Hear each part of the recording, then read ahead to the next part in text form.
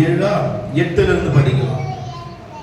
மறுபடியும் பிசாசு அவரை மிகவும் உயர்ந்த மலையின் மேல் கொண்டு போய் உலகத்தின் சகல ராஜ்யங்களையும் அவைகளின் மகிமையையும் அவருக்கு காண்பித்து, நீர் சாஷ்டாங்கமாய் விழுந்து என்னை பணிந்து கொண்டால் இவைகளை எல்லாம் உனக்கு தருவேன் என்று சொன்னார்.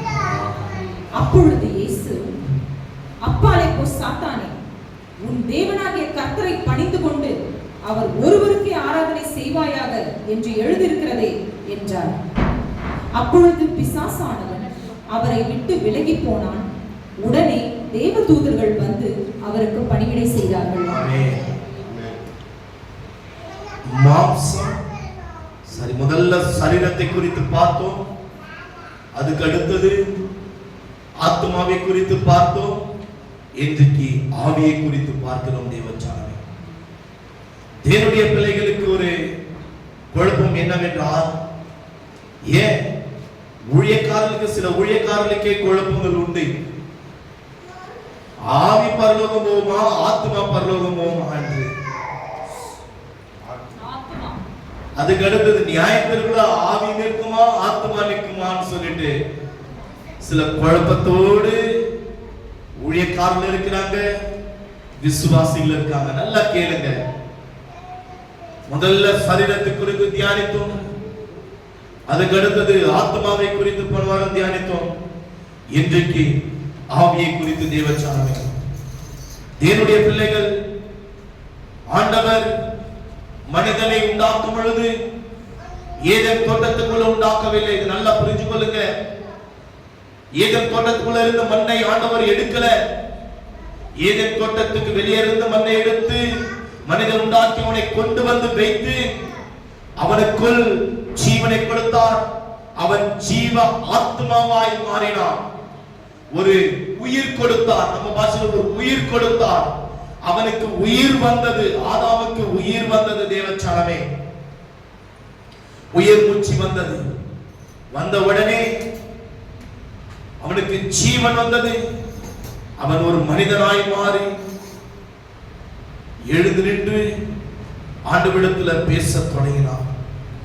அநேக பேருக்கு அவன் என்ன பாஷை பேசியிருப்பார்? ஆதாம் அந்நிய பாஷை. அந்நிய பாஷை தான் ஏதேன் தோட்டத்துக்குள்ள பேசின ஒரு பாஷை. தேவச்சானமே, அந்நிய பாஷை என்பது ஆவியானவரை காண்பிக்கிறது. அந்நிய பாஷை என்பது பரிசுத்தமுள்ள ஆவியானுடைய வல்லமையை நமக்கு காண்பிக்கிறது. அநேக பேருக்கு அந்நிய பாஷை வரங்கள் பெற்றிருக்கிறீங்க. தயவு செய்து இது அலட்சியமாய் நீங்க எண்ணி விடாதீங்க. நேற்றைய தினத்துல 12 மணி நேரம் அந்நிய பாஷை ஆண்டுடைய சமூகத்துல கரெக்டா 6:30 மணிக்கு முடிச்சிட்டேன். 6:30 மணிக்கு முடிச்சிட்டேன். சரி, 1/2 மணி நேரம் சபை கிளீன் பண்ணலாம் சொல்லிட்டு 1/2 மணி நேரம் பாத்ரூம், சபை, கிச்சன், வெளியே என்னென்ன இருக்குது எல்லாம் கிளீன் பண்ணோம். இது ஒரு ஆச்சரியமான ஒரு காரியம். ஜெபித்துக் கொண்டிருக்கும் பொழுது நல்லா கேளுங்க. ஆண்டவர் ஒரு சகோதரியை காண்பிக்கிறார். ஒரு 2 நாளைக்கு முன்பாக நல்லா கேளுங்க. ஒரு 2 நாளைக்கு முன்பாக அவங்க வீட்டுல ஜெபித்து விட்டு வந்த அந்த சகோதரி வீட்டுல அந்த சகோதரி ஆண்டவர் காண்பிக்கும் பொழுது ஒரு சர்ப்பம் அந்த சகோதரியை விழுங்க வேண்டும் என்று சகோதரியை சுற்றி சுற்றி சுற்றி வந்து கொண்டே இருக்கிறது. செபித்த ஆண்டுடைய சமூகத்தில் அந்த சகோதரிக்காக குழம்பலாம். அன்னைக்கு 3 ஊழியத்தை பண்ண வெள்ளிக்கிழமை. அதில் முதல் ஊழியம், குழம்பிடாதீங்க, அதுல முதல் ஊழியம் ஒரு பர்த்டே ஃபங்க்ஷனுக்கு போயிருந்தேன். அந்த குடும்பத்துல தெய்வச்சானமே சுற்றி சுற்றி வருகிறது. ஜெபித்து முடிக்கிற நல்லா கேளுங்க. அந்த சகோதரிக்காக அந்நிய பாஷையில காண்பிக்கிறார், ஆண்டவர் காண்பிக்கிறார். அந்த சகோதரி போன் பண்றாங்க. நேற்று தினத்துல போன் பண்ணவங்க அவ்வளவு சாமானியமா எடுக்கிறதுல அந்நிய பாஷை இருக்கும் பொழுது காண்பிச்சிங்க. சகோதரி போன் பண்றாங்க. என்ன ஆண்டவரே எனக்கு தெரியல சொல்லிட்டு பிரியாவை ஜெபிக்க சொல்லிட்டு நான் பேசினேன். சிஸ்டர் என்னாச்சு? அவங்க வந்து ஃபுல் ரிங் பண்ணல, எனக்கு போன் பண்ணணும் பண்ணல, ஒரே ஒரு ரிங்ல கட் ஆயிடுச்சு. போன் பண்ணி நான் கேட்கிறேன் வெளியே இருந்து, சிஸ்டர் போன் பண்ணி தெரியாத வந்துருச்சு உங்களுக்கு. அப்ப உணர்ந்த நான் ஆண்டவரே, எனக்கு காண்பித்த அந்த தரிசனத்துக்கும் இங்க நடக்கிற அந்த போன் காலுக்கும் தகப்பனே, நான் இன்னும் பாரத்தோடு ஜெபிக்கிறேன் ஐயா என்று ஜெபித்தேன் அந்த சகோதரிக்காக. தேவச்சனமே, பாருங்க, ஆதாமை உண்டாக்கினார் நம் தேவனாகிய கர்த்தர். சரீரம் மண்ணால் எடுக்கப்பட்டது, மண்ணுக்கு திரும்புகிறது. ஆவி இந்த பூமியில எல்லா மனித குலத்துடைய ஆவி பாவம் செய்யட்டும், பாவம் செய்யாத இருக்கட்டும், நீதிமானாய் இருக்கட்டும், புது ஜாதிகள் இருக்கட்டும், எந்த இடத்துல எப்படிப்பட்ட மனிதனாய் இருக்கட்டும், பணக்காரன் ஏழையா இருக்கட்டும், ஆவி தன்னை தந்த தேவனிடத்துக்கு திரும்புகிறது. பிரசங்கி உரைக்கிறது, ஆவி தன்னை தன் தந்த தேவனிடத்துக்கு திரும்புகிறதா. ஆவி இந்த உயிர் மூச்சு இருக்குது பாருங்க. ஆவி, இந்த ஆவி தேவனுடைய சமூகமாகிய அந்த வாசஸ்தலத்துக்குள்ள திரும்புகிறது. பிள்ளைங்க இருக்கிறாங்க, கர்ப்பத்தின் கனி ஆண்டவர் கொடுத்திருக்கிறார். இந்த கனி எங்க இருந்தது தெரியுங்களா? முதலாவது நீதிமொழிகள் புத்தகம் உரைக்கிறது, ஆண்டவருடைய சமூகத்துல ஒரு தீபத்தை போல பற்றி எரிந்து கொண்டிருந்தோமா? நல்லா கேளுங்க, பிள்ளைங்க, உங்களுக்கு பிள்ளைங்க இருக்கிறாங்க, கர்ப்பத்தின் கனி ஆண்டவர் கொடுத்திருக்கிறார். இதுக்கு முன்பாக இந்த பிள்ளைங்க எங்க இருந்தாங்க தெரியுமா? தேவனுடைய அந்த பரலோகமாகிய வாசஸ்தலத்துக்கு முன்பாக ஒரு தீபத்தை போல பற்றி எரிந்து கொண்டிருந்தார்களாம். அந்த தீபத்தை எடுத்து அந்த தீபத்தை ஆண்டவர் நம்முடைய கர்ப்பத்துக்குள்ள வைக்கிறார் ஐயா. கனியாய் ஆண்டவர் உண்டாக்குகிறார். ஆவி, பிரதி ஒரு ஆவியும் தன்னை தந்த தேவனிடத்துக்கு செல்கிறது. ஆத்மா மாத்திரம்தான் நியாய தீர்ப்பில் இருக்கிறது. நான் விவரித்திருப்பேன், மறுபடி நான் விவரிக்கிறேன். ஒருவர் உங்களை அடித்தார், வலிக்கிறது, நீங்கள் அழுகிறீர்கள், முடியல, தாங்க முடியல அந்த வலி, அதனால நம்ம கண்ணீர் சிந்துகிறோம். ஒருவர் திட்டினார், ஏன் நீங்க அழறீங்க? மனுஷனோட அதான் ஆத்மா. இந்த சரீரத்துக்கு என்னென்ன உணர்வுகள் இருக்கிறது நல்லா புரிந்து கொள்ளுங்க.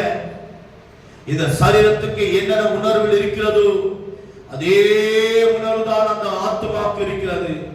அந்த ஆத்மா தான் நாளைக்கு நியாயத்திற்குள் நிற்கும். இந்த ஆத்மா தான் நாளைக்கு நியாயத்தில் நின்று கணக்கு ஒப்புவிக்க வேண்டும் ஆண்டுடைய சமூகத்துக்கு முன்பாக. ரொம்ப நாளா நான் சொல்லிக் கொண்டிருக்கிறேன், ஒரு 3 புத்தகத்தை பத்தி பேசணும்னு சொல்லிட்டு, பைபிள், ஜீவ புத்தகம், ஞாபக புத்தகம். இந்த ஜீவ புத்தகம் எப்படிப்பட்டது? ஒரு முறை பைபிள் ஸ்டடியில ஒரு இடத்துல போயிட்டு இந்த ஜீவ புத்தகத்தை போய் எடுத்தேன். உண்மையிலே சொல்றாங்க, 2 நாள் போன் பண்ணி, அவங்க வீட்டுல அதிகமா சீரியல் பார்ப்பாங்க. அந்த சகோதரி 2 நாள் மொபைலையும் எடுக்கலையா, சீரியலையும் பார்க்கலையா. இந்த ஜீவ புத்தகம் அப்படிப்பட்டது, நீங்க புரிந்து கொள்ளுங்க. முதல்ல பைபிளை பத்தி எடுக்கணும், அதுக்கு அடுத்தது ஞாபக புத்தகத்தை பத்தி எடுக்கணும், அதுக்கு அடுத்தது ஜீவ புத்தகத்தை பத்தி எடுக்கணும். ஜீவ புத்தகத்தில் யார் யார் பெயர் எழுதப்பட்டிருக்கிறது அவங்க மாத்திரம்தான் பரலோகத்துக்கு போக முடியும். இல்லை என்றால் நம்ம எவ்வளவுதான் குட்டி கண்ணம் அடித்தாலும் போக முடியாது. அதனால்தான் நான் சொல்கிறேன் இருக்கும் பொழுது தேவச்சனம் ஒரு நாளைக்கு நம்ம பார்க்கலாம். நான் இந்த வாரம் பிள்ளைகள், தாய் தகப்பனுடைய வேலை என்ன, ஒரு ஊழியக்காரருடைய வேலை என்ன, பிள்ளைகளை எப்படி வளர்க்கணும், அதை குறித்தான் போன வாரம் முந்தின வாரம் நான் சொன்னேன். ஆனால் இது தொடர்ச்சியாக போன வாரம் முடிந்துவிடும் என்று நினைத்தேன், முடியவில்லை. அடுத்த வாரம் நான் அந்த டாபிக்கை நான் பேசுகிறேன். ஒரு பிள்ளையை என்ன செய்ய வேண்டும், பெற்றோர்கள், ஊழியக்காரர்கள் என்ன செய்ய வேண்டும், கொஞ்சம் ஆழமான ஒரு சப்ஜெக்ட் தேவச்சனமே. நிறைய ஆசீர்வாதங்கள் வரும் அந்த சப்ஜெக்ட்ல.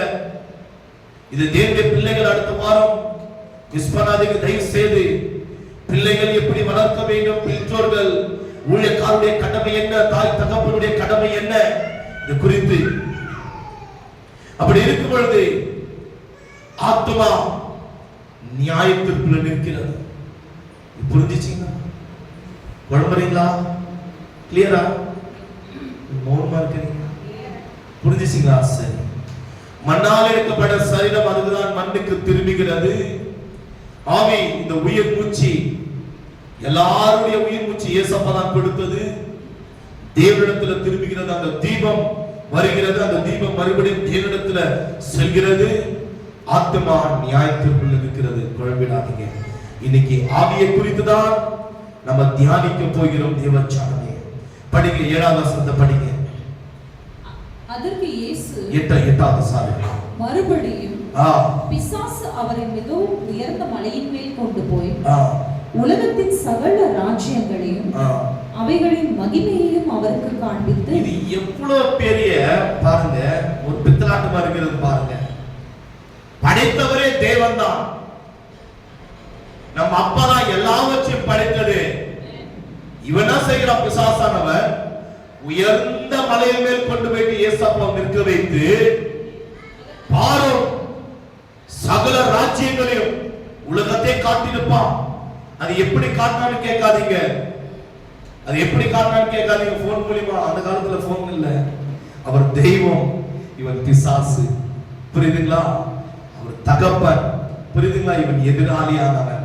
அப்படி இருக்கும் பொழுது உயர்ந்த மலையின் மேல் கொண்டு போய் அவரை நிற்க வைத்து, பாரு நான் சொல்றான், நீ சாஷ்டாங்கமாய் விழுந்து உலகத்தின் சகல ராஜ்யங்களையும் அவைகளின் மகிமையும் அவருக்கு காண்பித்தானா. எல்லாவற்றையும் படித்தது நம் தகப்பன் ஐயா. சொந்த வீட்டுக்காருக்கே போயிட்டு, பாரு வீடு இது இப்படி இருக்கு, அது அப்படி இருக்கு, பாரு இப்படி கட்டினா நல்லா. ஆனா சொந்த வீட்டுக்காரே அவரு, நீ வாடகை இருக்கிற, உந்து நிரந்தரம் அல்ல. சொந்த வீட்டுக்காரர் தான் நிரந்தரம். சகல ராஜ்யங்களையும் ஆண்டவருக்கு காண்பித்தானா. பாரு மகிமை. மகிமை என்றால் க்ளோரி, அந்த மகிமை. பாரு, நீ என்னை பணிந்து கொண்டால் இவை எல்லாமே உமக்கு தருகிறேன். ஆண்டவர் என்ன தெரியுமா செய்தார்? அருமையாக எல்லாவற்றையும் படைத்து, சரி ஒரு டெஸ்ட் கொடுக்கலாம், ஒரு டெஸ்ட் கொடுக்கலாம். முதல் நாள் ஆண்டவர் எதை படைத்தார்? இல்ல இல்ல இல்ல இல்ல டெஸ்ட் இது. அடுத்த வாரம் நீங்க எழுதினது எனக்கு கொடுங்க ஒரு பேப்பர்ல. நிச்சயமா சொல்றேன், பெரிய கிஃப்ட் நான் தரேன். போய் சொல்ல, பெரிய கிஃப்ட் தரேன். நீங்க காப்பி அடிக்கிறீங்களோ காப்பி அடிக்காத போறீங்களோ எனக்கு கவலை இல்லை. பட் அதுதான் பைபிள்ல சொல்றேங்க. பைபிளை பார்த்து காப்பி அடிக்கிறீங்களோ காப்பி அடிக்காத போறீங்களோ, கிஃப்ட் வாங்குறவங்க கிஃப்ட் வாங்குங்க, பங்கு கொள்ளுங்க, எல்லாத்துலயும் பங்கு கொள்ளுங்க. 6 நாள் வரைக்கும் ஆண்டவர் எதை படைத்தார்?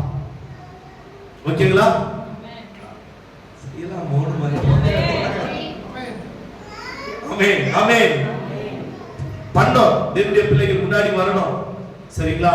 முதல் நாள், 2வது நாள், 3வது நாள், 4வது நாள், 5வது நாள், 6வது நாள், 7வது 6 நாள் என்னன்னு ஆண்டவர் படைச்சார் சொல்லிட்டு தேவனுடைய பிள்ளைகள் எழுதி கொண்டு பேர் போட்டுருவாங்க. நான் படித்த அடுத்த வாரமே இந்த இடத்துல நான் ஒரு கிஃப்ட் தரேன். தவறா இருந்துச்சா கிஃப்ட் கிடைக்காது. நம்ம கோச்சு கொள்ளுற பாஸ்ட் தப்பா எழுதிட்டு எனக்கு கிஃப்ட் தரல அப்படின்னு சொல்லிட்டலாம். ஓகேங்களா? சரி. இருக்கும் பொழுது ஆண்டவர் என்ன செய்தார் என்றால், எடுத்துக்கொள்ளுங்க 115வது சங்கீதம் 16வது வசனத்தை படிக்கலாம். சங்கீதம் 115 16வது வசனம்.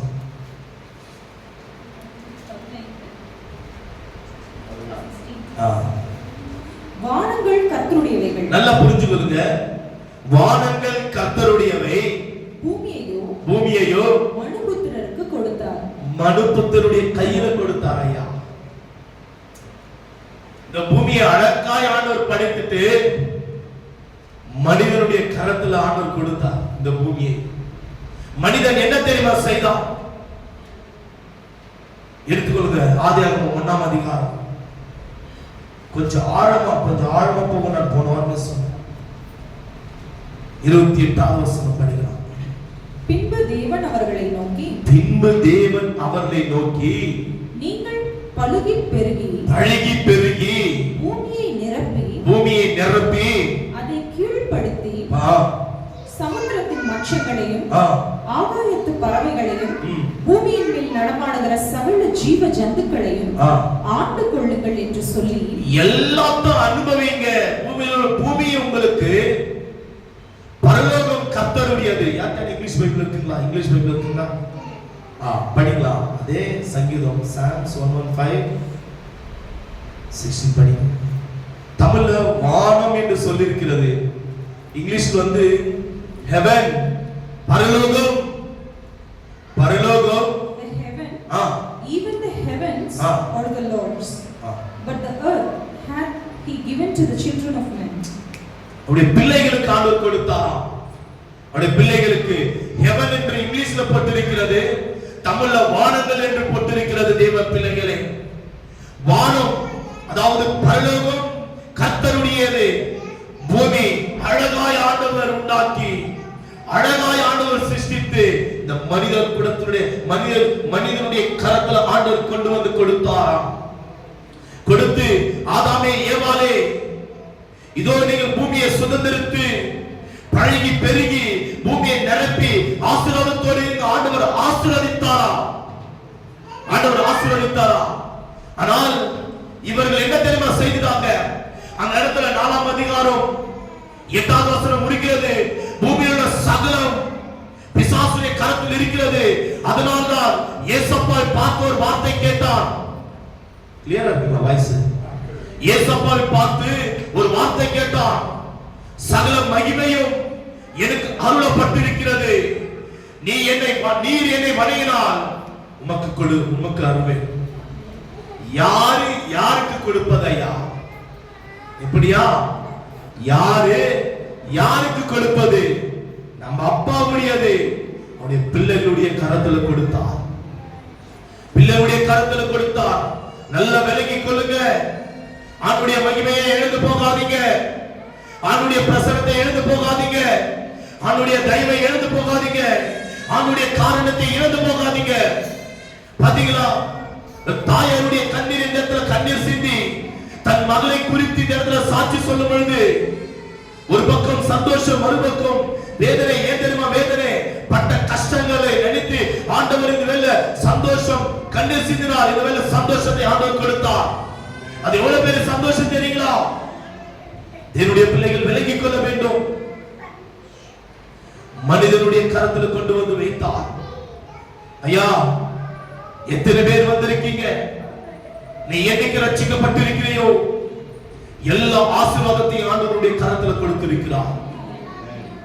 அதை பெறுவதும் பெறாமல் போவதும் நம்முடைய கரத்தில் தான் உள்ளது. எப்படி சொல்றீங்க? கீழ்ப்படிந்தால் அந்த ஆசீர்வாதத்தை பெற்றுக் கொள்வீங்க. கீழ்ப்படியாமல் போனால் அந்த ஆசீர்வாதம் கிடைக்காது. சாத்தான் யாரை தெரியுமா? அதிகமாக தொந்தரவு செய்வார், தொல்லை செய்வார், கஷ்டத்தை கொடுப்பார், போராட்டத்தை கொடுப்பான், வியாதியை கொடுப்பான், வறுமை கொடுப்பான். யாரை தெரியுமா?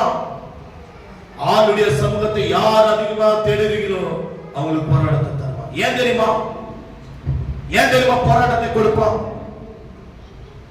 நீ ஆண்டவரை விட்டு பின்வாங்க வேண்டும். புற ஜாதிகளை பாருங்க. நம்ம நினைக்கலாம், ஓ இவங்க இவ்வளவு நல்லா இருக்கிறாங்களே, இவங்க இவ்வளவு அற்புதமாக, இவங்களுடைய வாழ்க்கை இப்படி இருக்கிறது. இல்லையா, ஆண்டவருக்குள் இருப்பதுதான் மகிழ்ச்சி. பிலிப்பியர் 4ஆம் அதிகாரம் 4வது வசனம் சொல்கிறது, கர்த்தருக்குள் எப்பொழுதும் சந்தோஷமா இருங்க. எப்பொழுதும் சந்தோஷமா இருங்க. கர்த்தருக்குள், ஆண்டவருக்குள்ளதான் மகிழ்ச்சி. அந்த மகிழ்ச்சியை ஒருவனும் பிடுங்க முடியாது. ஆனால் நீங்க ஆண்டவரை தேட தேட தேட யார் மூலமாவது பிரச்சனை கொண்டு வருமா? நீங்க ஆண்டவரை தேட தேட போராட்டத்தை கொண்டு வருமா? நீங்க ஆண்டவரை தேட தேட உபத்திரத்தை கொண்டு வருமா? நினைச்சு பார்க்க முடியாது. குடும்பத்துல கணவர் மூலியமா வரலாம், மனைவி மூலியமா வரலாம், பிள்ளைகள் மூலியமா வரலாம், தாய் தகப்பன் மூலியமா வரலாம். ஏன் எவ்வளோ வருஷத்துக்கு முன்பாக கான்டாக்ட் இல்லாத உன்னுடைய உறவுகள் மூலியமா வரலாம் உனக்கு பிரச்சனை. ஏன் உன் வீட்டு ஓனர், வீட்டு வாடகை இருக்கு பாத்தீங்களா, அந்த ஓனர் மூலியமா உனக்கு பிரச்சனை வரலாம். எப்படியாவது ஆண்டவரிடத்திலிருந்து உன்னை பிரிக்க வேண்டும், அந்த ஜப ஜீவியத்திலிருந்து உன்னை பிரிக்க வேண்டும்.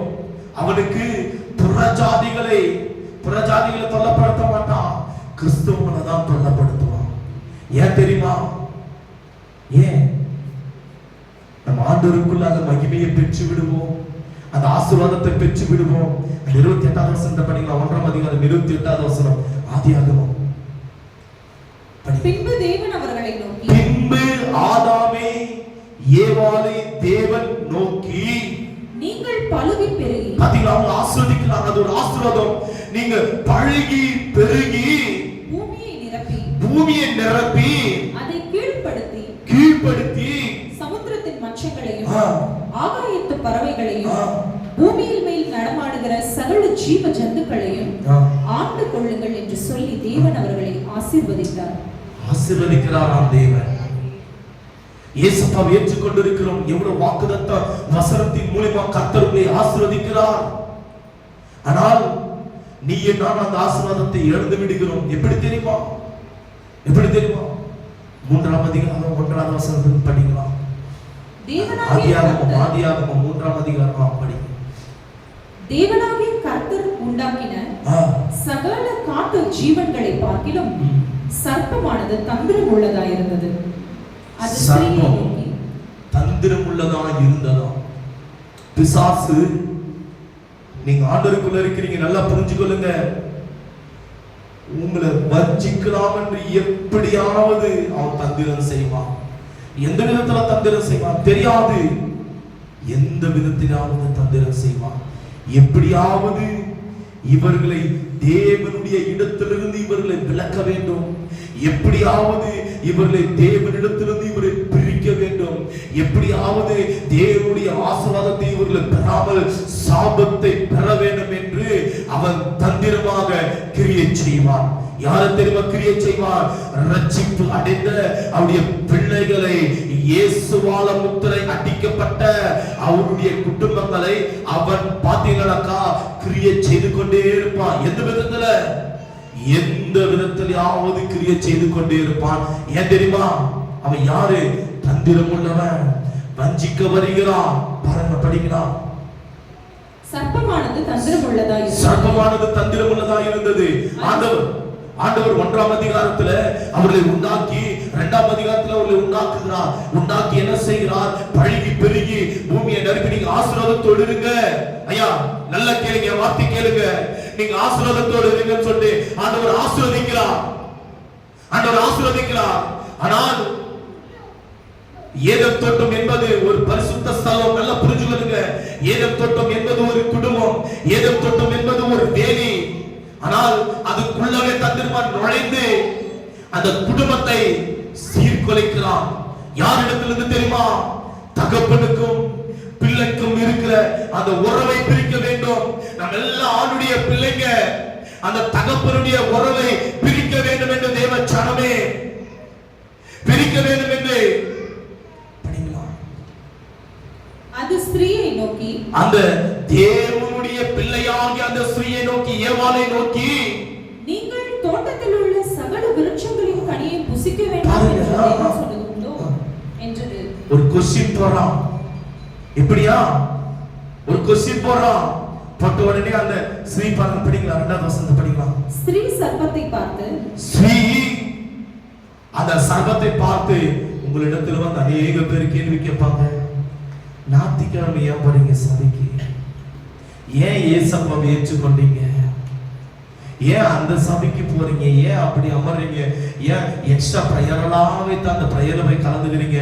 இல்ல அதுக்கு மேல என்ன தெரியுமா சொல்லுவான்? ஏன் ஊழியக்காரலாம் வீட்டுக்கு வச்சு ஜெபித்துக் கொள்றீங்க? உங்களை ஏன் குழப்புவான் சாத்தான. யாரு மூலியமாவது உங்களை டியூன் பண்ணே இருப்பான். நான் அந்த காலத்து டிவி எல்லாம், அந்த பட்டி திறக்கிற டிவி எல்லாம் நீங்க பாத்தீங்கன்னாக்கா ஒரு டோர் மாதிரி இருக்கும். இப்படி இருக்க சேனல், திருப்புற சேனல் இருக்கும். அதுல டக் டக் டியூன், அது வந்து சேனல் மாத்தினே இருப்பான். அந்த மாதிரி உங்களுடைய சிந்தனைகளை மாற்றிக்கொண்டே இருப்பான் பிசாசானவன். இது மாத்திரம் இல்ல, நீ அங்க போய் பாருங்க. தன் பிள்ளைக்காக ஒரு சகோதரின் இடத்துல கால் செஞ்சாங்க, போன் பண்ணாங்க. அவங்க இந்து தான், ஆனா அவங்க மாத்திரம் தான் ரட்சிக்குள்ள, அவங்க குடும்பத்துல அவங்க மாத்திரம் தான் ரட்சிக்குள்ள வந்திருக்காங்க, சபைக்கு வந்து இருக்காங்க. அவங்க பிள்ளைகளோ அவருடைய கணவரை யாரும் ரட்சிப்பு அடையல. அப்படி இருக்கும் பொழுது அந்த சகோதரி போன் பண்ணி, இந்த மாதிரி பாஸ்டர், என் பிள்ளைக்கு திருமணத்துக்காக நான் பொண்ணு பார்த்துருக்கேன், எங்க திருமணம் ஆகல, பொண்ணு எங்க கிடைக்கல, சாரி எங்க பொண்ணு கிடைக்கல, அதுக்கு சிலர் ஆலோசனை தராங்க. இந்த மாதிரி போயிட்டு திருவண்ணாமலைய அந்த கிரிவலம் இருப்பார், அதை சுத்தி வந்தாக்கா என் பிள்ளைக்கு திருமணம் ஆகும்னு சொல்லிட்டு. நான் உங்க பேச்செல்லாம் கேட்கல, நீங்க என்ன சொல்றீங்க சொல்லுங்க, நான் கேட்கிறேன். நீங்க என்ன சொல்லுங்க. நான் சொல்ற ஒரே ஒரு வார்த்தை தான், பாசிங் போடுங்க, ஆண்டுடைய சமூகத்தை தேடுங்க, நிச்சயமா தேவன் அற்புதம் செய்வார். செய்வாரா செய்ய மாட்டாங்களா? செய்வாரு. அவங்க பிள்ளை, அவங்க பேரனுக்கு பேத்திக்கு உடம்பு சரியில்லை, அதாவது ஒரு டைம்ல போன் பண்ணுவாங்க திடீர்னு, இந்த மாதிரி அருள் பாஸ்டர் இந்த மாதிரி உடம்பு சரியில்லை, நான் இன்னும் அதாவது நான் ரட்சிப்பை அடையாமல் இருந்திருந்தால் நான் மசூதிக்கு போயிருப்பேன், இல்லைனாக்கா நான் இந்து டெம்பிளுக்கு போயிட்டு மசூதிக்கு போயிட்டு நம்ம ஏதோ ஒண்ணு ஊதிட்டு வந்திருப்போம், இல்லைன்னா இந்து டெம்பிளுக்கு போய் மந்திரிச்சு வந்திருப்போம். ஆனா இப்பொழுது ஆண்டவரை ஏற்றுன்னு இருக்காங்க. எவ்வளவுதான் பேரனுக்கு பலவீனம், உண்மையா சொல்றேன், எவ்வளவுதான் பலவீனம் வந்தாலும் போன் பண்ணுவாங்க, ஜெபி எனக்காக, என் பேரனுக்காக நீங்க ஜெபிக்கணும், வீட்டுக்கு வாங்க. அவங்க வீட்டுக்காரர் இருந்தாக்கா பிரச்சனைங்க வேண்டாம், அதனால அவங்க வீட்டுக்காரர் இல்லைனாலும் அவங்க சகோதரி வீட்டுக்காக வர வைத்து ஜெபிக்க வைப்பாங்க. எந்த இடத்துல இருந்தாலும், ஊர்ல இருந்து நான் வந்தா கூட ஊர்ல இருந்து வந்து நிற்பேன், போன் பண்ணுவாங்க, எங்க இருக்கீங்க சிஸ்டர், இப்பதான் நான் வந்து இருக்கேன், நீங்க வீட்டுக்கு போயிட்டு எவ்வளவு நேரம் ஆனாலும் நீங்க வந்து எங்க பேரனுக்காக நீங்க ஜெபிச்சுட்டு போகணும், உண்மை நீங்க ஜெபிச்சுட்டு போகணும். அப்படி இல்லைன்னா அவங்க வீட்டுக்கு வருவாங்க, வீட்டுக்கு வந்து ஜெபிங்க, உங்களுக்கு லேட் ஆயிடுச்சு அதனால நான் வீட்டுக்கு வரேன் அப்படின்னு சொல்லி ஜெபம் பண்ணிட்டு போவாங்க. அந்த வைராகியத்தை அதை பார்க்க அடையலாம். புரியுது இல்லைங்களா? ஆனால் சிலர் வந்து நம்மளை குழப்ப யோசனைகள் தருவார்கள், நல்லதை போலவே இருக்கும். நான் போன வாரம் சொன்னேன் இல்லைங்களா, அழகான ஒரு ஊழியக்காரர் ரெவரண்ட் அழகாயா தோல் மேல கரத்தை போட்டு நான் உனக்கு கோட்டீஸ்வரன் ஆக்கிறேன்னு சொன்னாரு. எவ்வளோ நான் உனக்கு கோட்டீஸ்வரன், உண்மையா சொல்றேன். டேபிள், அழகான டேபிள் சாப்பிடுகிறோம், பக்கத்துல உட்கார்றாரு, உட்கார்ந்து டேய் அருண் தான் கூப்பிடுறது அவரு, என்ன சின்ன வயசுல இருந்து பார்த்துருக்காரு, ரிலேஷன் வேற, உனக்கு கோட்டீஸ்வரன் ஆக்கிறா, நீ ஊழியம் செய்யற, நான் ஒரு ஊழியக்காரன், அந்த பாட்டுகள் என்னன்னு சொல்லிட்டு எனக்கு தெரியும், நீ அந்த பேச்சை கேளு, அழகா. ஆனா அந்த வார்த்தையை நான் கேட்டதுன்னு நினைச்சுக்கங்க, ரொம்ப கஷ்டம் இருந்தது, உண்மையிலே சொல்றேன், ரொம்ப கஷ்டம் இருந்தது. தேவனுடைய பிள்ளைகளே, ஒரு ஊழியக்காரன் இன்னொரு ஊழியக்காரனை வஞ்சிக்க நினைக்கிறான், பிசாசின் மூலம் பிசாசு, விளங்குதா? ஆனா தேவனுடைய பிள்ளைகளே, விசுவாசிகள் நீங்கள் எம்மத்திரம் சக்கரத்தை உள்ளவர்களாய் இருக்கிற சொல்ல ஆண்டவர் இந்த வார்த்தை தருகிறார். ஐயா, முதல் சிருஷ்டி ஏவாள், முதல் சிருஷ்டி ஆண்டவருடைய சமூகம், ஆண்டவர் உண்டாக்கின இடம், ஆண்டவர் உலாவுகிற இடம், அந்த இடத்திலே சர்ப்பம் தந்திரமாய் வந்து அவர்களை வஞ்சித்தது. நீ நானும் விழுவதற்கு எவ்வளவு நேரம் யோசித்து பார்க்க வேண்டும். இடமே கொடுக்க கூடாது சாத்தானுக்கு. இடம் கொடுத்தீங்களா? என்ன தெரியுமா? படிக்கலாம், 3வது வசனம் படிக்கலாம், 3 படிக்கலாம். ஆனாலும் தோட்டத்தின் நடுவில் இருக்கிற விருட்சத்தின் கனியை குறித்து தேவன், நீங்கள் சாகாதபடிக்கு அதை புசிக்கவும் அதை தொடவும் வேண்டாம் என்று சொன்னார் என்றார். அப்பொழுது சர்ப்பம் ஸ்திரீயை நோக்கி, மறுபடியும் சர்ப்பம் பேசுகிறது ஏவாளிடத்துல, நீங்கள் சாகவே சாவதில்லை, நீங்கள் இதை புசிக்கும் நாளிலே உங்கள் கண்கள் திறக்கப்படும் என்றும் நீங்கள் நன்மை தீமை அறிந்து தேவர்களைப் போல் இருப்பீர்கள் என்றும் தேவன் அறிவார் என்றது. நீங்களும் பிதா, குமாரன், பரிசுத்த ஆவியானவரை போல, தேவனை போல எத்தனை பேர் நம்மளை நயங்காட்டி இருப்பார்கள், எத்தனை பேர் நம்மளை வஞ்சித்திருப்பார்கள், எத்தனை பேர் ஐயா அது நன்றா இருக்கிறதை போல இருக்கும், ஆனால் அது தீமையான காரியம். ஒரு காரியம் என்ன தெரியுங்களா? இந்த பூமியில் இருக்கிற வரைக்கும் ஆண்டுடைய சமூகம் நமக்கு கசப்பை போலதான் இருக்கும். ஆனால் போக போக போக போக அது என்னவா மாறும் தெரியுமா? இனிமையாய் மாறும் பரலோகத்துல. இந்த பூமியில் உள்ளவர்களுக்கு எப்படி தெரியும்? ஆண்டவரை தேடாதவர்களுக்கு இனிப்பா இருக்கும் இந்த பூமி. பூமியில் உள்ளது எல்லாமே இனிப்பா இருக்கும். ஆனால் போக போக போக அது நரகத்துல கசப்பாய் மாறும். ஐயா புரியுதுங்களா உங்களுக்கு? அது இப்ப நல்லா இருக்கும். ஐயோ இவங்க சொல்றது நல்லா இருக்கிறது, அவங்க சொல்றது நல்லா இருக்கிறது. இல்ல ஆண்டவரை விட்டு விலகணும். அவன் என்ன வேணாலும் தந்திரம் செய்வான். நிறைய உதாரணம் இருக்குது, நேரம் இல்லை, நிறைய உதாரணம் இருக்கிறது. தெய்வ சனமே, ஏவாள் சர்வத்துக்கு செவி சாய்த்தது முதல் பாவம், இச்சித்து பார்த்தது இரண்டாவது பாவம், பேசினது மூன்றாவது பாவம். விழுந்தார்கள், எழுந்திருக்க முடியவில்லை. நேரம் இல்லை, எழுந்திருக்க முடியவில்லை. அதனால்தான் அவர்கள் நிர்வாணி என்று அறிந்து கொண்டார்கள், பாவம் செய்தார்கள். பிசாசுடைய சத்தத்தை கேட்டு பாவம் செய்தார்கள், தேவனுடைய மகிமையை இழந்தார்கள். ஐயா இன்றைக்கு தேவனுடைய பிள்ளைகளே, பிசாசுக்கு இடம் கொடுக்காதீர்கள் என்று தேவனுடைய வார்த்தை உரைக்கிறது. பிசாசுக்கு எதிர்த்து நில்லுங்கள் என்று தேவனுடைய வசனம் உரைக்கிறது. செவியை சாய்க்காதீங்க, தயவு செய்து செவியை சாய்க்காதீங்க. ஆண்டுடைய சமூகத்தை மாத்திரம் முழங்கால் படிட்டு ஜெபித்து பாருங்க. நிச்சயமா சொல்றேன், உடைய வாசல் படியில வெற்றி என்கிற அந்த கதவை ஆண்டவர் தட்டுவாரையா. ஆண்டவர் கொடுப்பார். நிச்சயமா சொல்றேன், வெற்றியுடைய கதவை தட்டும். தோல்வி அல்ல. ஆண்டுடைய சத்தத்துக்கு உண்மையாய் நீ செவி கொடுப்பாயானால் பாருங்க, வசனம் கொடுக்கிற உபாகமம் 28ஆம் அதிகாரம் 1-2 படிங்க. இன்று நான் உனக்கு விதிக்கிற உபாகமம் 28ஆம் அதிகாரம் 1-2 வசனம் என்ன தெரியுமா சொல்கிறது? படிக்கலாம். இன்று நான் உனக்கு விதிக்கிற கர்த்தராகிய இயேசுவானவர் உனக்கு விதிக்கிற உன் தேவனாகிய கர்த்தருடைய கட்டளைகளின்படி எல்லாம் செய்ய, அவருடைய கட்டளைகளின்படி எல்லாம் நீ செய்ய நீ கவனமாய் இருங்கப்பா. அவர் சத்தத்துக்கு உண்மையாய் செவி கொடுப்பாயானால், புரியல 2 காதுகள் இந்த காதுல வாங்கி இந்த காதுல விட்டு விடுதல்ல. இல்ல வெறும் ஞாயிற்றுக்கிழமை ஒரு நாள் மாத்திரம் கிறிஸ்தவன் அல்ல.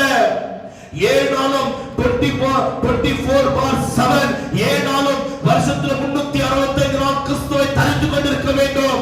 வெறும் ஊழியக்காரருக்கு முன்பாக மாத்திரம் அல்ல. பரலோகம் பார்க்கிறது உன்னை, தேவன் பார்க்கிறார் உன்னை. இது உணர வேண்டும் தேவனுடைய பிள்ளைகள். உண்மையாய் செவி சாய்க்கும் போது உன் தேவனாகிய கர்த்தர் பூமியில் உள்ள சகல ஜாதிகளிலும் உன்னை மேன்மையாக வைப்பார். நீ எப்படி தெரியுமா மேன்மை அடைவீங்க? நீங்க எப்படி தெரியுமா மேன்மை அடைவீங்க? ஆண்டுடைய சத்தத்துக்கு உண்மையாய் நீ செவிகளை சாய்க்கும் போட்டால் மேன்மை அடைவீங்க. இல்லை என்றால் அந்த ஆசீர்வாதத்தை இழந்து விடுவீங்க. தேவச்சா நீங்க உபாகமம் 28ஆம் அதிகாரத்தை போய் படிச்சு பாருங்க வீட்டுல. இன்னொரு டெஸ்ட் உங்களுக்கு. உபாகமம் 28 படிங்க நீங்க.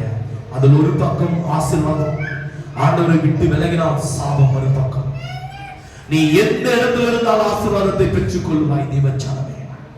ஆனால் 2 காதுக்குதுன்னு சொல்லிட்டு இந்த காதல் வாங்கி இந்த காதல் நீ விட்டு விடாத. உண்மையாய் நீ செவியை சாய்க்க வேண்டும். ஆண்டுடைய சமூகத்துக்கு முன்பாக உண்மையாய் நீ ஆண்டுடைய சமூகத்தை தேடும் பொழுது நிச்சயமா சொல்கிறேன், வேதத்துல சொல்லப்பட்ட எல்லா ஆசீர்வாத வசனங்களும் உண்மையிலும் உன் சன்னதிகள் நிச்சயமாய் நிறைவேறும். கரங்களை தட்டலாயா? நிச்சயமா நிறைவேறும். சிலருடைய வாழ்க்கையில பார்த்து கொண்டிருக்கிறாயா? எனக்கே ஆச்சரியம்.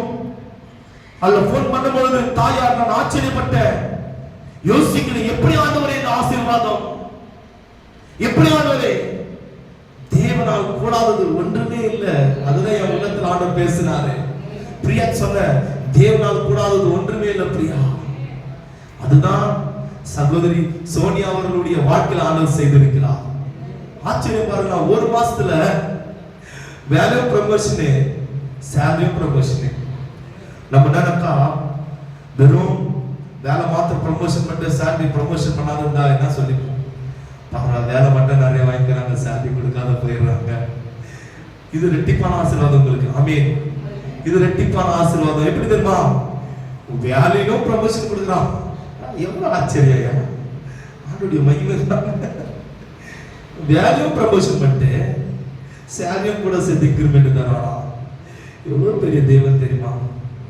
இந்த வரதட்சணை பெண்ணு வீட்டுக்கு எப்படி தெரியுமா பாத்தீங்கன்னாக்கா, பெண்ணும் கொடுப்பாங்க, கூட சேர்த்து வரதட்சணையும் கொடுப்பாங்க. ஆசீர்வாதம், அது ஒரு ஆசீர்வாதம். அந்த மாதிரி பாருங்க, வேலையும் கொடுத்து ப்ரமோஷனும் கொடுத்து ஆசீர்வாதத்தையும் ஆண்டவர் கொடுக்கிறார். அதுதான் நம் தேவனாகிய கர்த்தர். ஆண்டவரால் கூடாத காரியங்கள் ஒன்றுமே இல்லை. நீ நினைத்துக் கொள்ளலாம், ஐயோ இது ஆண்டவரே ஒரு கொஸ்டின் மார்க் உங்களுடைய இதயத்துக்குள்ள வரலாம். ஆண்டவரே இது இவ்வளவு பெரிய பிரச்சனையா இருக்கிறதா என்று நினைத்தால் பிரச்சனை பெரிதாக இருக்கும். கடுகு, சின்ன கடுகு எவ்வளவு பெருசு இருக்குங்க, கடுகு எவ்வளவு பெருசு இருக்கும், சின்னதே. கண்ணுக்கு முன்பாக ஒரு கண்ணை மூடிட்டு ஒரு கண்ணை வச்சு பார்த்தா உலகமே மறைஞ்சிடும். ஆண்டவர் சொன்னாரு, மகளே இந்த மலையை உனக்கு கடுகு அளவு விசுவாசம் இருந்தால் போதும். இவ்வளோ பெரிய மலை, பக்கம் இயேசுவின் நாமத்தினால தள்ளுண்டு, இயேசுவின் நாமத்தினால தள்ளுண்டு, நீ நரகத்துக்கு போ.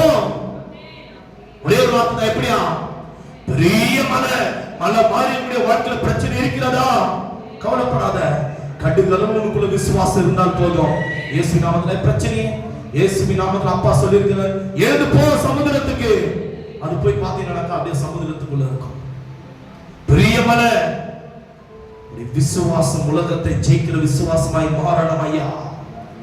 தேவனுடைய பிள்ளைகள் கேளுங்க, ஆண்டவரே நல்ல ஆசீர்வாதத்தோடு இருக்குது ஐயா, என் பிள்ளைங்க நல்ல ஆசீர்வாதத்தோடு இருக்கிற ஏசப்பா, சொந்த வீடு கொடுங்கப்பா. கட்ட முடியாமல் இருக்கிற வீடு கட்ட கிருபை செய்யுங்க. ஜெபிக்கணும், கேட்டு பாருங்க. நிச்சயம் ஆண்டவர் வானத்தின் பல கனிகளை திறந்து இடமில்லாத அளவுக்கு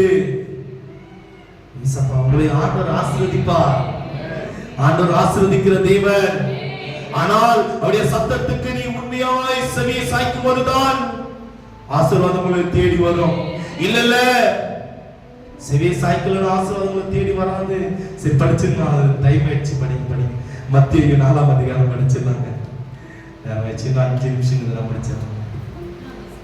மத்திய 4ஆம் அதிகாரம் 9வது வசனம் படிங்க. நீர் சாஷ்டாங்கமாய் விழுந்து, இயேசுப்பா சொன்னா நீர் சாஷ்டாங்கமாய் விழுந்து என்னை பணிந்து கொண்டால் இவைகளை எல்லாம் உமக்கு தருவேன் என்று சொன்னார். பாத்தீங்களா, யாருக்கு தருது? எல்லாமே நம்புதையா, நம்பும். அந்த இடத்துல அவங்க பாவம் செஞ்சாங்க, அதனால பிசாசுடைய கரத்துல இந்த பூமி போனது. பாவம் செஞ்சாங்க இல்லையா, பிசாசுடைய கரத்துல பூமி போனது. மனுஷனுக்கு தான் பூமி ஆண்டவர் கொடுத்தார். ஆனால் இந்த மனித குலம் இந்த பூமியை பிசாசுடைய கரத்துல விட்டு விட்டான். பாருங்க, பரலோகம் தேவனுடையது என்று சொல்றேன் இல்லீங்களா? அந்த பரலோகத்தில் தான் பிசாசானவன் பரலோகத்தில் தான் இருந்தான். ஆண்டவரை ஆராதித்து லூசிபராய் ஆண்டவரை ஆராதித்துக் கொண்டிருந்தான். அந்த இடத்தை பிடிக்கலாம் என்று நினைத்தான் பிசாசு, ஆனால் முடியவில்லை. தேவன் வெற்றி பெற்றார். இந்த பூமியில தள்ளப்பட்டான், தரையில விழுந்தான். ஆனால் மனித குலத்தை பிடிக்கலாம், அந்த பூமியை தன் பக்கமாக வசமாக திருப்பலாம் என்று நினைத்தான். திருப்பி கொண்டான். மனிதன் விழுந்து விட்டான். பரலோகத்தை பிடிக்கலாம் என்று நினைச்சான் பிசாசு. முடியல. பூமியை பிடிக்கிற, அவருடைய பிள்ளைகளுடைய குடியிருப்பை பிடிக்கிற சொல்லி பிடித்தான். விழுந்துட்டான். நம்ம விழுந்து போயிட்டோம். ஆண்டவர் அதனால தான் ரத்தத்தை சிந்தி விழுந்தவர்களுடைய கரம் பிடித்து ஆண்டவர் தூக்கி நிற்க வைத்தார். ஆண்டவர் கரம் பிடித்து கல்வாரி சிலுவையில் தூக்கி நிற்க வைத்தார். ஐயா, நிற்க வைத்தார். இந்த பூமியை மறுபடியும் அவருடைய பிள்ளைகளுடைய கரத்தில் ஆண்டவர் ஒப்படைத்திருக்கிறார் இந்த வேளையில. அதனாலதான் ஒரு யுத்த களம் வைத்திருக்கிற நம்ம இந்த மாலை 5:30 மணிலிருந்து 6:30 மணி வரைக்கும் ஒரு யுத்த களம் வைத்திருக்கிறோம். வியாதிகளுக்காக, பலவீனத்துக்காக, போராட்டத்துக்காக திறப்பில் 1 மணி நேரம் முழங்கால் படிட்டு ஜெபிக்க ஒரு இந்த காலத்தை ஞாயிற்றுக்கிழமை 1 மணி நேரம் ஆண்டவர் வைத்திருக்கிறார். நம்ம சபையில எவ்வளவு பெரிய ஆச்சரியம் தெரியுங்களா? வந்து பங்கு கொள்ளுங்க. தயவுசெய்து சொல்றேன், ஃப்ரீயா இருக்கு, வந்து பங்கு கொள்ளுங்க. அந்த பிரேயர்ல நிச்சயமா பலமான ஆசீர்வாதங்கள் படிக்கலாம். கடைசி அப்பொழுது இயேசு அப்பாலே போ சாத்தானே, அப்பாலே போ சாத்தானே, உன் தேவனாகிய கர்த்தரை ஒருவரை பணிந்து கொண்டு அவர் ஒருவருக்கே ஆராதனை செய்வாயாக என்று எழுதியிருக்கிறது. இந்த ஒரு வார்த்தை எவ்வளவு ரகசியம் தெரியுமா? இந்த ஒரு வார்த்தை அவர் ஒருவருக்கே நீ ஆராதனை செய்வாயாக என்று பரலோகத்தை குறிப்பிடுகிறது. பரலோகத்தில் என்னென்ன சம்பவங்கள் நடந்திருந்தது அது எல்லாமே இந்த ஒரே ஒரு லைன்ல இருக்குது. இந்த ஒரே ஒரு லைன்ல இருக்குது. அவர் ஒருவருக்கே நீ ஆராதனை செய்வாயாக என்று எங்க பிசாசு ஆராதனை செய்து கொண்டிருந்தான்? பரலோகத்துல. எசேக்கியேல் புத்தகத்துல குறிக்கப்பட்டிருக்கிறது ஐயா. அப்ப என்ன தெரியுமா நடந்துச்சு? ஆண்டவர் வசனத்தை எடுத்து அடுத்து அதுக்கு அடுத்தது என்ன நடந்துச்சுங்க? அப்பொழுது பிசாசானவன் அவரை விட்டு விலகி போனான். எப்ப தெரியுமா? நீங்க ஏசப்பாவுடைய வார்த்தை எப்போது எடுக்கிறீங்களோ, ஏசப்பாவுக்காக நீங்கள் முழங்கால் படிட்டு எப்போது ஜெபிக்கிறீங்களோ, அப்பொழுது பிசாசானவன் உங்களை விட்டு விலகி போவான். விலகி போனவன் என்ன தெரியுமா நடக்கும்? தேவனுடைய தூதர் வந்து பாருங்க உங்களுக்கு பணிவிடை செய்வார்கள். இயேசுவின் நாமத்தினால. அல்லேலூயா. அடைக்கப்பட்ட வாசல்களை தேவனாகிய கர்த்தர் திறந்து கொடுக்க வல்லவராய் இருக்கிறார். எப்பொழுது நீ உண்மையாய் செவியை சாய்க்கும் போது தேவன் ஜனமே, நீ உண்மையாய் அந்த செவியை சாய்க்கும் பொழுது பிசாசுக்கு இடம் கொடுக்காதீங்க. தயவு செய்து 1000 பேச்சுகள் பேசணும். உங்களை நிந்திக்கிறார்கள், ஐ டோன்ட் கேர். உங்களை அவமானப்படுத்துறார்கள், ஐ டோன்ட் கேர். உங்களை புறக்கணிக்கிறார்கள், ஐ டோன்ட் கேர். சர்வ வல்லவர் ஒருவர் எனக்காக வழக்காட அவர் வல்லவராய் இருக்கிறார். எனக்காக பரிந்து பேச அவர் வல்லவராய் இருக்கிறார். எதை குறித்து கவலைப்படாதீங்க, எழுந்து நிற்கலாம்.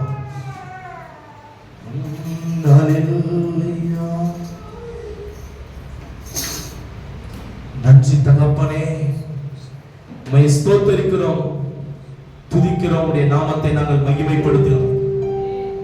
உம்முடைய நாமத்தை நாங்கள் மகிமைப்படுத்துகிறோம் ஐயா. என் தேவனாகிய கர்த்தாவே, ஒவ்வொருத்தருடைய கரத்தில் இந்த வேலை நாங்கள் ஒப்பு கொடுத்து ஆசீர்வதிக்கிறோம் ஐயா. ஆதாம் ஏவாளை போல நாங்கள் ஆசீர்வாதத்தை எழுந்து போக மாட்டோம் தகப்பனே. என் தேவனாகிய கர்த்தாவே, ஆதாமை ஏவாளை போல ஆசீர்வாதத்தை நாங்கள் எழுந்து போக மாட்டோம் ஐயா. ஏனென்றால் எங்களுக்காக ஒருவர் ரத்தம் சிந்திருக்கிறீர்கள், எங்களுக்காக இயேசுவானவர் அடிக்கப்பட்டிருக்கிறீர், எங்களுக்காக இயேசுவானவர் நிந்திக்கப்பட்டிருக்கிறீர், எங்களுக்காக இயேசுவானவர் காயங்களையும் ஏற்றுக்கொண்டு ரத்தத்தை சிந்தி மரணத்தை ருசி பார்த்து ஜெய கிறிஸ்துவாய் இப்பொழுது வீட்டிருக்கிற தகப்பனே, என் தேவனாகிய கர்த்தாவே, வந்திருக்கிற யாவரும் இந்த கரங்களில் ஒப்பு கொடுத்து நாங்கள் ஆசீர்வதிக்கிறோம் ஐயா. என்னென்ன தடைகள் இருந்தாலும் இந்த வேளை எல்லா தடைகள் விலகும்படி ஜெபிக்கிறேன். என்ன போராட்டங்கள் இருந்தாலும் இயேசுவின் நாமத்தால் ராஜா, நேற்று தினத்துடைய சமூகத்தில் காத்திருந்திருக்கிறேன் ஐயா. யுத்தத்திலே தேவனாகிய கர்த்தர் ஜெயத்தை தந்திருக்கிறேன். வந்திருக்கிற பிள்ளைகளுடைய வாழ்க்கை நாங்கள் ஆசீர்வதிக்கிறோம். வந்திருக்கிற பிள்ளைகளுடைய வாழ்க்கை நாங்கள் ஆசீர்வதிக்கிறோம். குறைகள் இயேசு கிறிஸ்து நாமத்தால் நிறைவாய் மாறுவதாக. நிறைவாய் மாறட்டும் ஐயா, நிறைவாய் மாறட்டும் இயேசப்பா. ஒவ்வொருத்தரையும் ஆசீர்வதிங்க, ஒவ்வொருத்தரையும் ஆசீர்வதிங்க. கிருபை பெருகுவதாக. இயேசப்பா, என் ஜனங்களை ஆசீர்வதிங்கப்பா. இயேசப்பா, என் ஜனங்களை ஆசீர்வதிங்கப்பா. இயேசப்பா, என் ஜனங்களை ஆசீர்வதிங்கப்பா. இயேசப்பா, என் ஜனங்களை ஆசீர்வதிங்கப்பா. இயேசப்பா, என் ஜனங்களை ஆசீர்வதிங்க தகப்பனே. குறைகளை இயேசு கிறிஸ்து நாமத்தினால நிறைவாய் மாற்றி